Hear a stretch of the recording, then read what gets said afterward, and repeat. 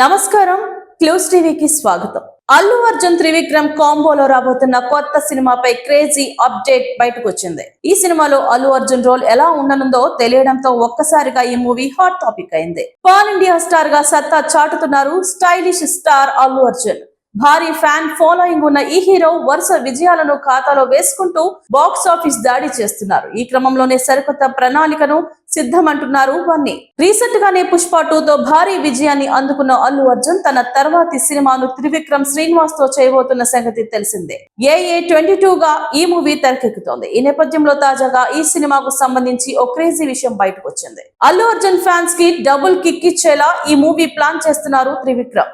ఈ చిత్రాన్ని హిందూ పురాణాల ఆధారంగా తెరకెక్కిస్తారని, శివుడి కుమారుడు కార్తికేయుని పాత్రలో అల్లు అర్జున్ ని వెండితెరపై చూపించబోతున్నారని తెలుస్తుంది.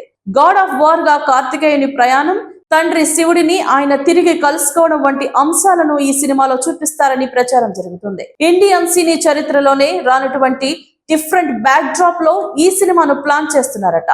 ఇప్పటికే నిర్మాతలు బన్నీవాసు, నాగవంశీ ఈ సినిమా గురించి చాలా గొప్పగా చెప్పారు కూడా.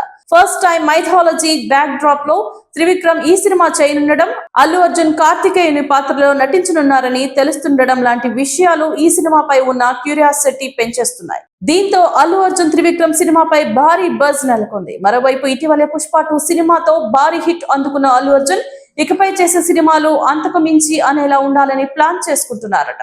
ఈ మేరకు కథల ఎంపికలో ఎన్నో అంశాలను పరిగణలోకి తీసుకొని ఓకే చేయాలని డిసైడ్ అయ్యారట.